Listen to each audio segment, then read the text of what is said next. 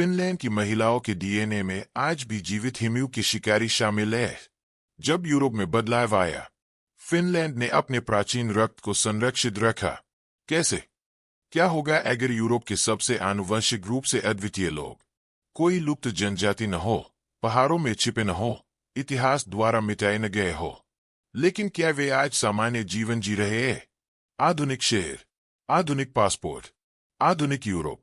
फिर भी जब वैज्ञानिकों ने उनके डीएनए को यूरोप के आनुवंशिक मानचित्र पर रखा, तो कुछ गड़बड़ महसूस हुई। बहुत गलत, क्योंकि फिनलैंड उस स्थान पर नहीं था जहां उसे होना चाहिए था। स्क्रीन पर फ्रांस, जर्मनी, इटली। उन्होंने एक सहज आनुवंशिक रेखा बनाई, पश्चिम से पूर्व की ओर, साफ सुथरी, अनुमान लगाने योग्य। लेकिन फिनलैंड दूर चला गया, एक तरफ खिंच गया, पूर्व की ओर खिंच गया। स्वीडन की ओर नहीं, स्कैंडिनेविया की ओर नहीं, लेकिन साइबेरिया की ओर। और अचानक एक भयावह सवाल सामने आया, यूरोपीय आबादी आनुवंशिक रूप से हजारों किलोमीटर दूर रहने वाले लोगों के साथ अपने पड़ोसियों की तुलना में अधिक निकटता कैसे रख सकती है? यह कोई मामूली अंतर नहीं था, यह कोई सांख्यिकीय त्रुटि नहीं थी। आनुवंशिकीविदों ने फिनलैंड को एक अपवाद बताया, एक ऐसी आबादी जो यूरोप के नियमों का पालन नहीं करती। एक ही महाद्वीप, अलग अलग कहानी। और शोधकर्ताओं ने जितना गहराई से जांच की, मामला उतना ही विचित्र होता गया। फिनलैंड के डीएनए का स्रोत यूरोप के अधिकांश लोगों की तरह एक ही नहीं था। इसमें दो इतिहास समाहित थे, जो एक दूसरे के ऊपर परत दर परत जमे हुए थे। एक परिचित इतिहास, दूसरा यूरोप के लिए पूरी तरह से अपरिचित इतिहास। अधिकांश यूरोपीय लोग किसानों, शिकारी संग्रहकर्ताओं और स्टीपी घुड़सवारों के वंशज हैं। लेकिन फिनलैंड के पास कुछ खास था, कुछ प्राचीन, कुछ ऐसा जो वहां नहीं होना चाहिए था। पूर्वोत्तर से एक आनुवंशिक प्रतिध्वनि, घने जंगलों से, उन ठंडे इलाकों से जिन्हें यूरोप मुश्किल से ही याद रखता है। और यह अंतर अमूर्त नहीं था, इसने बीमारियों को आकार दिया, इसने पहचान को आकार दिया, इसने यह आकार दिया कि फिनलैंड के लोग कैसे एक साथ इकट्ठा होते हैं और बाकी सभी से अलग रहते हैं। इसलिए फिनलैंड को समझने के लिए हम राजाओं या सीमाओं से शुरुआत नहीं करते, हम भाषा या झंडे से शुरुआत नहीं करते, हम समय को पीछे ले जाते हैं, 3000 साल पीछे। क्योंकि फिनलैंड के रास्ते कुछ यूरोप में दाखिल हुआ, कुछ ऐसा जो चुपचाप वही रुक गया। यह पश्चिम की ओर नहीं फैला, इसने महाद्वीप का इतिहास नहीं बदला, यह वही रुका रहा। और जो भी हुआ हो, उसने ऐसे निशान छोड़े हैं जिन्हें विज्ञान अब नजरअंदाज नहीं कर सकता। यह यात्रा यूरोप से शुरू नहीं होती, यह सुदूर पूर्व में, नदियों और जंगलों की भूमि में, वोल्गा और ओका नदियों के बीच से शुरू होती है। यहाँ अलग तरह के लोग रहते थे, वे इंडो यूरोपीय भाषा नहीं बोलते थे, वे यूरोप की तरह खेती नहीं करते थे, वे यूरालिक भाषाएं बोलते थे, वे ऋतुओं के अनुसार चलते थे, वे जंगलों को समेटते थे, खेतों को नहीं। और लगभग 3000 साल पहले उन्होंने चलना शुरू किया, एक साथ नहीं, आक्रमण की तरह नहीं, बल्कि धीरे धीरे, चुपचाप, पीढ़ी दर पीढ़ी। पहली लहर लगभग 1250 ईसा पूर्व बाल्टिक सागर की ओर पहुंची। दूसरी लहर सदियों बाद लगभग 800 ईसा पूर्व में आई। वे सेनाओं के साथ नहीं आए थे, वे परिवारों के साथ आए थे। और वे अपने साथ कुछ ऐसा लेकर आए जिसे यूरोप ने पहले कभी आत्मसात नहीं किया था। साइबेरिया की ठंड में विकसित जीन, कृषि सभ्यताओं से बाहर निर्मित संस्कृतियां और एक ऐसी भाषा जो घुलमिल जाने से इनकार करती थी। जब ये लोग उस क्षेत्र में आए जिसे हम अब फिनलैंड कहते हैं, तो उन्होंने सभी को विस्थापित नहीं किया, वे वहां के लोगों के साथ घुलमिल गए, स्थानीय शिकारी संग्रहकर्ताओं के साथ, वहां पहले से मौजूद मैदानी इलाकों से आए समूहों के साथ। और उस मिश्रण में कुछ दुर्लभ घटना घटी, एक आनुवंशिक पहचान बनी जिसे यूरोप कभी पूरी तरह से आत्मसात नहीं कर सका। अधिकांश प्रवास फैलते हैं, यह वाला रुक गया, यह भाषा यूरोप के एक कोने में ही सीमित रह गई, जीन तो और भी अधिक आपस में जुड़े रहे। आज उस प्रवास के निशान पूरे महाद्वीप में लगभग न के बराबर ही बचे हैं, सिवाय यहाँ के, फिनलैंड में, यहाँ के डीएनए में। इसी वजह से फिनलैंड की आनुवंशिकी में एक छोटा लेकिन शक्तिशाली पूर्वी घटक मौजूद है, जो प्रभावी तो नहीं लेकिन स्पष्ट रूप से दिखाई देता है। एक अप्रत्यक्ष संकेत। यह यूरोप की पूरी आबादी को आनुवंशिक धुरी से अलग करने के लिए काफी है। यह आधुनिक विज्ञान को भी भ्रमित करने के लिए काफी है। यदि फिनलैंड की माताओं में हिम्यू की झलक दिखाई देती थी, तो पिताओं में उससे भी कहीं अधिक विचित्र चीज दिखाई देती थी। जब वैज्ञानिकों ने वाई क्रोमोसोम, पिता से पुत्र तक की अटूट रेखा, का पता लगाया, तो उन्हें वही मिलने की उम्मीद थी जो अधिकांश यूरोप में पाया जाता है, R1b, R1 I1। इंडो यूरोपीय विस्तार, स्टेपी योद्धाओं और जर्मनिक वंशों के विशिष्ट निशान। लेकिन फिनलैंड ने नियमों का पालन करने से इनकार कर दिया। इसके बजाय उन्हें N1c मिला। इसकी हल्की सी भी आड़ नहीं थी, बल्कि एक दहाड़ थी। फिनलैंड के 60% से अधिक पुरुष इसे साया करते हैं। यह संख्या यूरोप के सभी मानदंडों को चुनौती देती है। यह जर्मनी में आम बात नहीं है, नहीं फ्रांस में, नहीं ब्रिटेन में और नहीं स्वीडन में। लेकिन जब आप जूम आउट करते हैं, जब आनुवंशिक मानचित्र साइबेरिया तक फैला होता है, तब यह सामने आता है। N1c पूर्वी क्षेत्र में स्थित है। यह उत्तरी रूस के जंगलों से होकर कोमी, मारी और याकूत जनजातियों के बीच से गुजरती है। यूरालिक भाषा बोलने वाले, ठंड के अनुकूल और प्राचीन। यह कोई यूरोपीय निशानी नहीं थी। यह साइबेरियाई पहचान थी, जो फिनिश रक्त में अंकित थी। लेकिन यह सिर्फ एक सड़क से नहीं आया। नए शोध से पता चला है कि मामला कहीं अधिक जटिल है। पूर्वी फिनलैंड में N1c एक कहानी बयां करता है, साइबेरिया से सीधे जंगलों तक जाने वाली एक सीधी रेखा। साफ, अक्षनन, भारी। लेकिन दक्षिण पश्चिम में N1c एक अलग ही रूप में सामने आता है। यह कुछ अलग ही दिखता है, लगभग बाल्टिक सागर जैसा, लगभग तटीय सागर जैसा। क्योंकि कुछ उत्तरी कैरोलिना संक्रमण जमीन पर चलकर नहीं आया, यह समुद्री मार्ग से आया, बाल्टिक सागर पार करके, एस्टोनिया से, खाड़ी देशों से। लहर बनकर नहीं, बल्कि फुसफुसाहट बनकर आना। और इस दोहरे प्रवेश द्वार ने फिनलैंड को दो भागों में बांट दिया, पूर्व और पश्चिम। एक ही एप्लो ग्रुप, अलग अलग कहानियां। पहली नजर में फिनलैंड एकजुट दिखाई देता है। एक ही राष्ट्र, एक ही भाषा, एक ही राष्ट्रीय कहानी। लेकिन जीन एक अलग ही कहानी बयां करते हैं। क्योंकि जब वैज्ञानिकों ने आनुवंशिक दूरी को मापा, तो उन्हें कुछ ऐसा मिला जिसकी किसी ने उम्मीद नहीं की थी। पूर्वी और पश्चिमी फिनलैंड के लोग, एक ही देश, एक ही संस्कृति, जेनेटिक रूप से जर्मन और ब्रिटिश लोगों की तुलना में कहीं अधिक भिन्न थे। इस बात को समझने की कोशिश करें। दो पड़ोसी यूरोपीय राष्ट्र, जिनकी भाषाएं और इतिहास भिन्न भिन्न है, आनुवंशिक रूप से फिनलैंड के भीतर के दो क्षेत्रों की तुलना में अधिक निकट है। यह ऐसे कैसे संभव है? इसकी शुरुआत वैज्ञानिकों द्वारा संस्थापक प्रभाव कहे जाने वाले कारकों से होती है। दरअसल फिनलैंड में बस्तियां एक साथ नहीं बसीं। इसकी नींव धीरे धीरे पड़ी, छोटे छोटे समूहों द्वारा। कभी कभी तो बस कुछ दर्जन परिवार ही विशाल खाली जमीन पर आकर बसते थे। ये प्रवास नहीं थे, ये तो पुनरारंभ थे। प्रत्येक नया क्षेत्र एक आनुवंशिक पुनर्स्थापन था। और जैसे जैसे वे बसने वाले लोग फैलते गए, उनका दूसरों के साथ ज्यादा मेलजोल नहीं हुआ। उन्होंने स्थानीय लोगों से ही शादी की, वे वहीं बसे रहे। समय बीतने के साथ उनके जीन दोहराए जाने लगे। दुर्लभ एलील जीन के विभिन्न संस्करण प्रवर्धित हुए। सामान्य एलील लुप्त हो गए और पूरे मानचित्र पर सूक्ष्म सूक्ष्म आबादी का निर्माण हुआ, जिनमें से प्रत्येक की अपनी डीएनए पहचान थी। जंगल, एलियन, सर्दियां, ये सब दीवारों की तरह काम करते थे। जो सामने आया वह एक जाति नहीं थी, बल्कि उपाबादियों का एक मिलाजुला रूप था। जीन पुलों का एक ऐसा ताना बाना जो समय में ठहर गया हो। पूर्व में इसका प्रभाव और भी अधिक था। बाद में बसावट, संस्थापकों का छोटा आधार, अधिक तंग अवरोध। यूरोप में कहीं और मौजूद न रहने वाले जीन वहां पनपने लगे।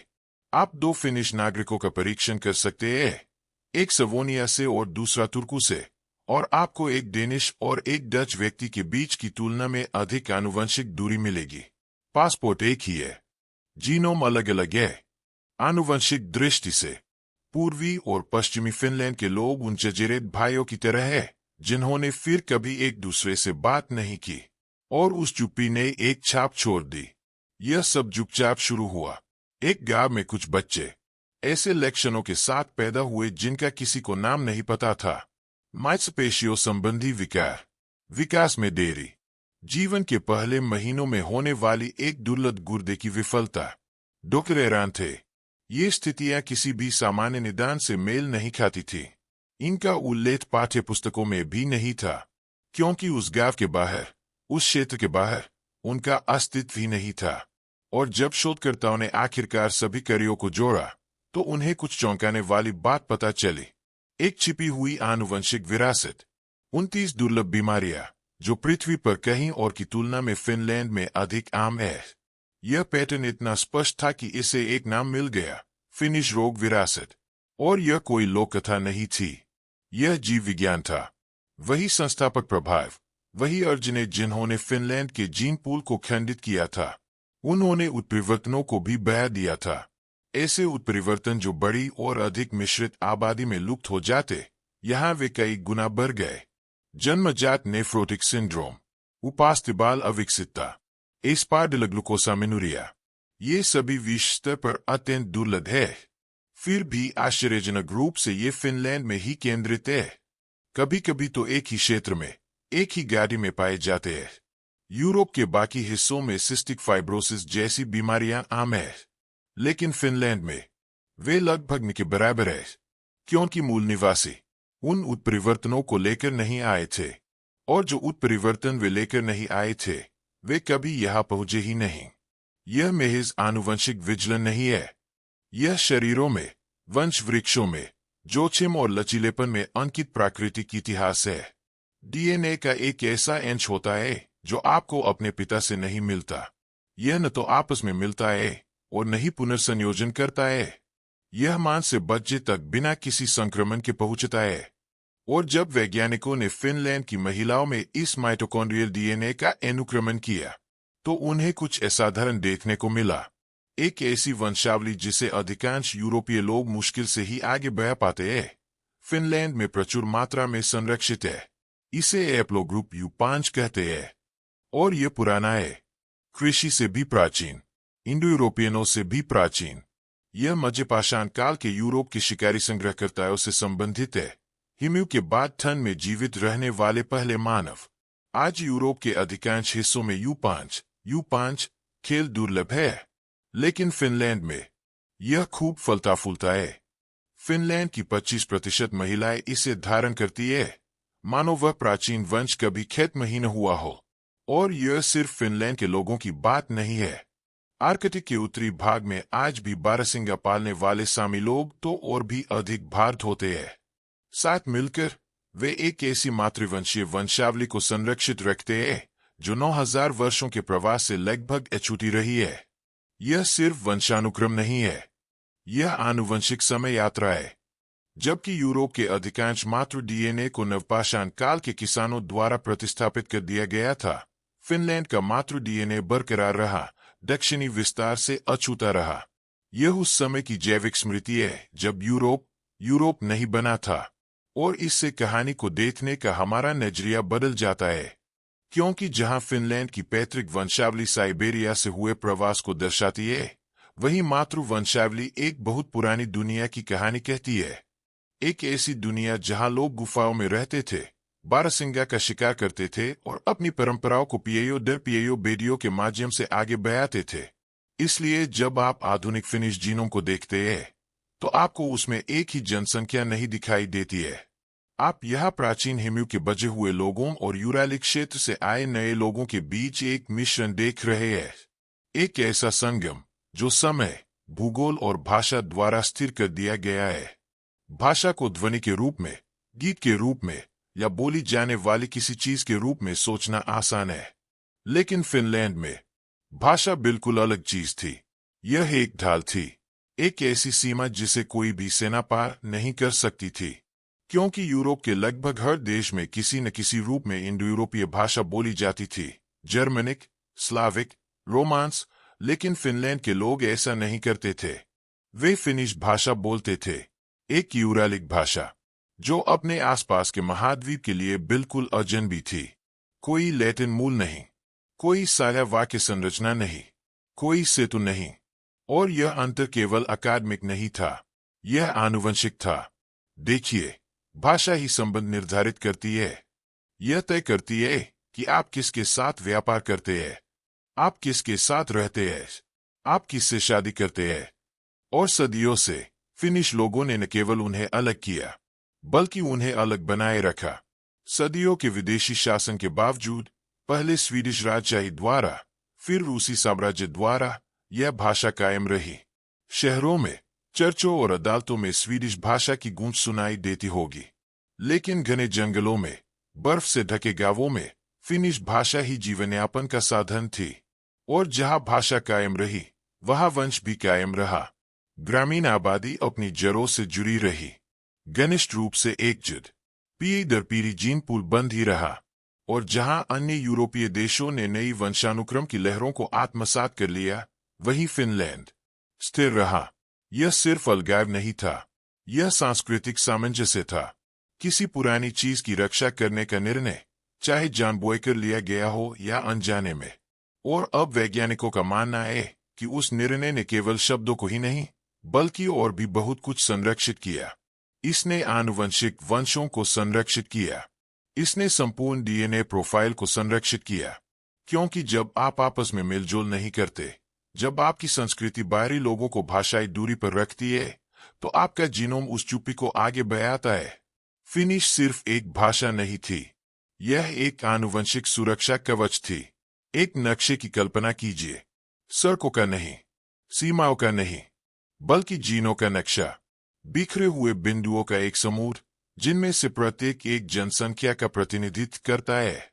फ्रांस जर्मनी में विलीन हो जाता है, जर्मनी पोलैंड में समा जाता है, पोलैंड यूक्रेन को छूता है। आइबेरिया से लेकर यूराल पर्वतमाला तक एक सहज आनुवंशिक प्रवणता। लेकिन फिर रेखा से दूर एक बिंदु प्रकट होता है, अलग थलग, अकेला। फिनलैंड स्वीडन के पास नहीं, एस्टोनिया के पास नहीं, रूस के पास भी नहीं। आनुवंशिक अंतरिक्ष में तैरता हुआ एक भूले हुए द्वीप की तरह। यह वहां नहीं होना चाहिए, फिर भी यह वहां है। यूरोप का आनुवंशिक अपवाद। और जब आप इसे गहराई से समझते हैं, तो अकेलापन और भी गहरा हो जाता है। एस्टोनिया से शुरुआत करें, जो फिनलैंड का भाषाई रूप से चचेरा भाई है। वे एक संबंधित यूरालिक भाषा बोलते हैं, उनकी जड़ें प्राचीन काल से जुड़ी हुई है। लेकिन एस्टोनियाई लोगों का संपर्क अधिक था, उनका मेलजोल अधिक था, उनके जीन पूल में कम अवरोध है। एस्टोनिया करीब है, लेकिन उतना भी करीब नहीं जितना लगता है। अब स्वीडन को देखिए, सदियों का साया इतिहास, शाही संघ, फिनलैंड के शहरों में स्वीडिश गवर्नर। लेकिन आनुवंशिक रूप से एक स्वीडिश और एक फिनिश व्यक्ति को 98% सटीकता के साथ अलग बताया जा सकता है। यहाँ तक कि अगल-बगल रखे होने पर भी उनके जीनोम अलग अलग दुनिया में रहते हैं। फिर रूस है, बिल्कुल बगल में, लेकिन रूसी लोग स्लाव मूल के हैं। उनकी आनुवंशिक कहानी विभिन्न प्रवासों, विभिन्न रास्तों से होकर गुजरती है। केवल कुछ उत्तरी क्षेत्रों, कारेलिया, इंग्रिया में ही हमें साया यूरालिक रक्त की झलक मिलती है। लेकिन कुल मिलाकर रूसी लोग पश्चिम की ओर पलायन करते हैं, फिनलैंड के लोग उत्तर की ओर ही रहते हैं। तो यहाँ एक दिलचस्प बात है, फिनलैंड जो राष्ट्रों से घिरा हुआ है, साम्राज्यों से जुड़ा हुआ है, पूर्व और पश्चिम दोनों को छूता है, वास्तव में न तो किसी के करीब है और न ही किसी के। यह एक महाद्वीप है जिसका कोई पड़ोसी नहीं है, एक जीनोम जिसमें कोई क्लस्टर नहीं है। हम अक्सर यूरोप की कहानी को लहरों की कहानी के रूप में बताते हैं। अनातोलिया से किसानों की लहरें, मैदानी इलाकों से योद्धाओं की लहरें, साम्राज्यों की लहरें, ढहती और फिर से बनती हुई। हर लहर ने अपनी छाप छोड़ी, हर लहर ने जीन पूल को नया रूप दिया। और आज अधिकांश यूरोपीय लोग उन्हीं परतों के वंशज हैं, हजारों वर्षों में हुए प्रवासों का एक मिलाजुला रूप। लेकिन फिनलैंड में कुछ पुराना अस्तित्व बजाय रहा। मैदानी इलाकों की विरासत के नीचे, यूरालिक प्रवास के नीचे, भाषा की दीवारों के नीचे एक ऐसे यूरोप का संकेत छिपा है जो बहुत पहले विलुप्त हो चुका है। एक ऐसा जीनोम जो रीमिक्स नहीं हुआ, वह है परिवर्तित रहा। फिनलैंड के डीएनए में महाद्वीप की लगभग किसी भी अन्य आबादी की तुलना में खेती से पहले के शिकारी संग्रहकर्ता पूर्वजों के अधिक अंश पाए जाते हैं। और यह अमूर्त नहीं है, यह डीएनए में स्पष्ट रूप से दिखाई देता है। लक्षणों में हिम्यूक से चली आ रही माइटोकॉन्ड्रियल संरचनाओं में। जबकि शेष यूरोप एक नए स्वरूप में ढल गया, फिनलैंड ने अपनी यथास्थिति बनाए रखी। अगर बाकी यूरोप एक रीमिक्स है, तो फिनलैंड उसका छिपा हुआ मूल रूप है। और यह मूल जीनोम हमें केवल अतीत के बारे में ही नहीं बताता, इसमें वर्तमान और यहाँ तक कि भविष्य के बारे में भी जवाब हो सकते हैं। क्योंकि जो लक्षण कभी आम थे, जैसे ठंड के प्रति प्रतिरोधक क्षमता, वसा चयापचय, प्रतिरक्षा प्रणाली के पैटर्न, वे अभी भी फिनिश भाषा में मौजूद हो सकते हैं। और अब शोधकर्ताओं का मानना है कि दुर्लभ बीमारियों के जीन, चयापचय संबंधी विचित्रताएं, यहाँ तक कि दीर्घायु से जुड़े लक्षण इस हिम्यूक की विरासत से जुड़े हो सकते हैं। यह सिर्फ विरासत नहीं है, यह मानव अनुकूलनशीलता है जो सदियों से मौन में लिखी गई है।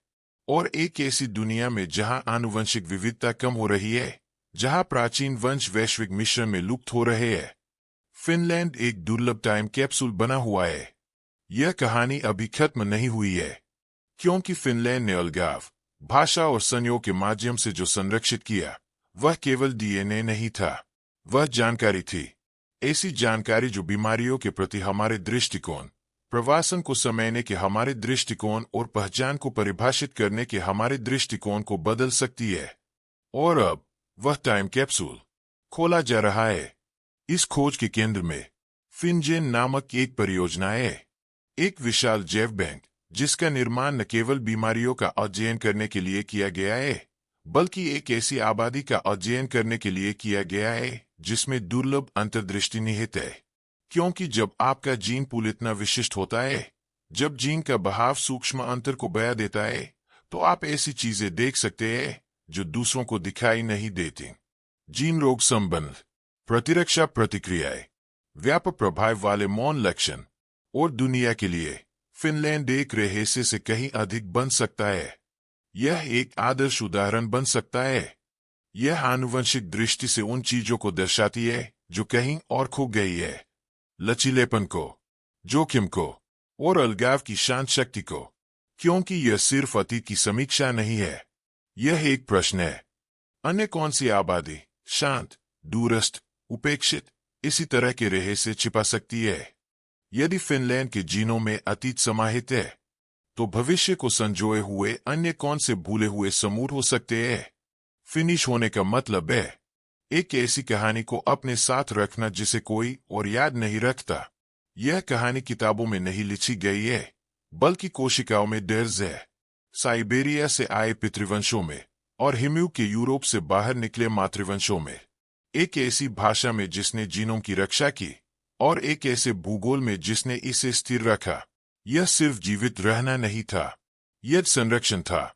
दोहरी उत्पत्ति, यूरालिक प्रवासी, प्राचीन शिकारी संग्रहकर्ता एक ही जाति में समाहित हो गए। एक ऐसा राष्ट्र जिसका आकार साम्राज्य से नहीं बल्कि अभाव से बना है, जो नहीं गाया उससे बना है, जो आपस में नहीं गुला मिला उससे बना है। और उस सन्नाटे के बीच कुछ असंभव सी चीज बरकरार रही। सिर्फ डीएनए ही नहीं, सिर्फ वंश ही नहीं, लेकिन एक जीवित आनुवंशिक संरचना जिसे आधुनिक विज्ञान अब जाकर समझना शुरू कर रहा है। तो अगर आप यहां तक पहुंच गए हैं, तो आप सिर्फ इतिहास देख नहीं रहे हैं, आप इसे डिकोड कर रहे हैं। और अगर आप इस तरह की और कहानियां पढ़ना चाहते हैं, वो कहानियां जो पाठ्यपुस्तकों में जगह नहीं पाती, बल्कि हमारी रगों में, हमारे खून में, हमारी सांसों में बसी होती है, तब आपको पता चल जाएगा कि क्या करना है। सब्सक्राइब करें और जीनोम की अनकही दुनिया में और गहराई तक उतरते रहें। क्योंकि इतिहास स्याही से नहीं लिखा गया था, यह हमारे भीतर लिखा गया था।